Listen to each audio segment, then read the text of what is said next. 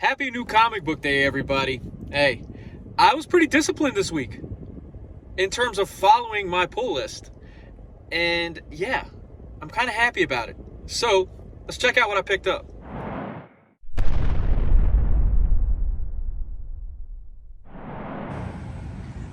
Happy new comic book day, everybody. Let's go in here and buy some stuff.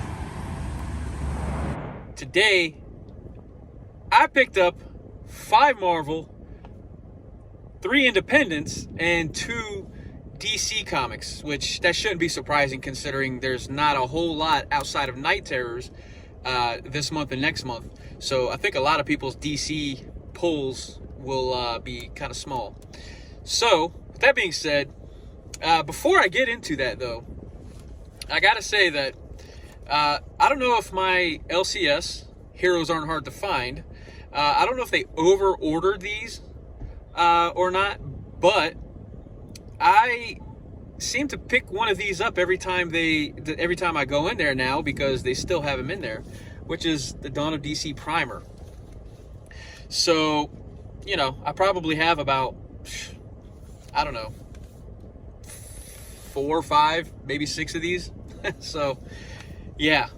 So anyway, I have that. I'm not counting that towards my haul list, by the way. And also just something else too that I've been looking forward to is the Charlotte Comic Con Comics and Toy Show. It's the summer show, and this one is August 6th. Sunday, August 6th. So, yeah, they usually have about 2 or 3 of these per year. And it's a nice little show. It's $5 to get in, so not bad. So, yeah, I might just try to check that out. So, yeah, just sharing it just in case you might be in the area around that time. So, yeah, that's what that is. So, with all that being said, let's get into this haul this week. As I always say, I like to start off with the smallest to the largest, and no surprise that DC is the smallest this week, and it probably will be the smallest portion of my haul for the majority of the next 2, this month and next month, if not every week. But so this week, Night Terrors related, of course. So Night Terrors of the Flash, #1. I picked up the cover A because, like I said before, if it's not a Francesco Mentina variant cover for something that I'm picking up, I'm more than likely just going to go with the cover A. So yeah, so Night Terrors Flash, #1. And then just Night Terrors. This is kind of like, so last week we had the Night Terrors First Blood, and that was kind of like the alpha issue. And now Night Terrors 1, of course, the Francesco Mentina cover. This is actually, I guess, starting off the story. So I guess if you didn't read First Blood, you might not get much, you might not understand this that much, is from what I'm gathering, from what other people are saying. So yeah, I'm loving Night Terror so far, man. So I mean, if y'all are not reading it just on the basis of you're mad because, you know, they're kind of, DC's kind of putting a stall or a halt, or, you know, a stop on a lot of the other titles for the next 2 months, I mean, you're kind of missing out. I believe that's just my opinion. But anyway, so Night Terrors #1, the Francesco Mentina cover. Got the reflection from my water bottle down here. Anyway, pick that up. Now, with 3 comics this week from my indie pool is, now before I get into this, I gotta say I put myself, I put Void Rivals, the second printing of #1, on my pull list and it was supposed to be, it comes out today, but I don't know why, but my LCS has not gotten them in. But as soon as, you know, they come in, I'm gonna have it. I mean, #2 comes out next week, I believe. So we'll see. So anyway, on to this week's haul. As far as the indie publishers.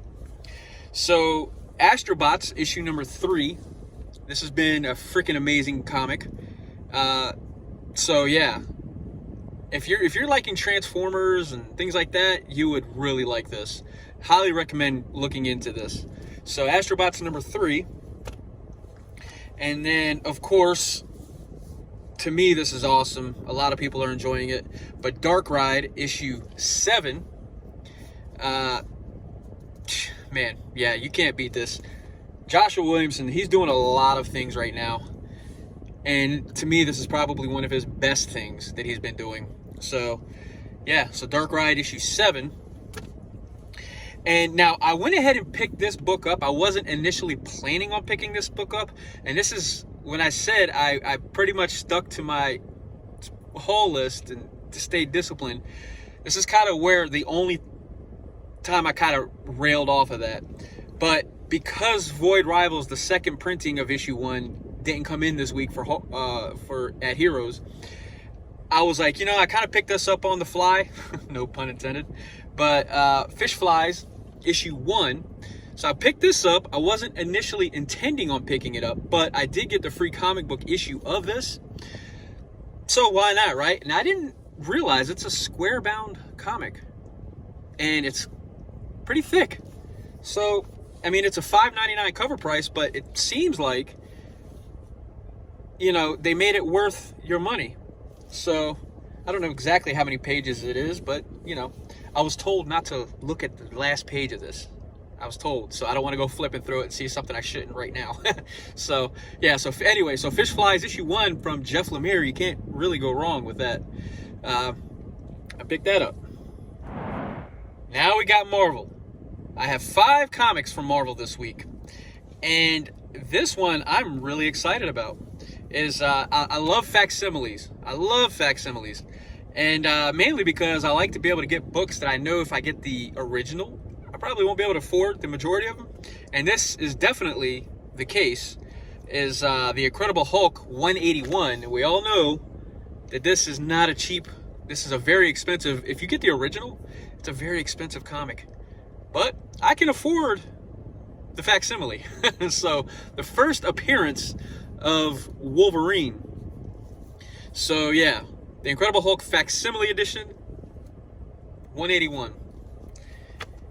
And because I'm doing my best to get more involved again with the X-Men titles and everything, with the Fall of X coming up, I decided to go ahead and pick up Immortal X-Men issue 13.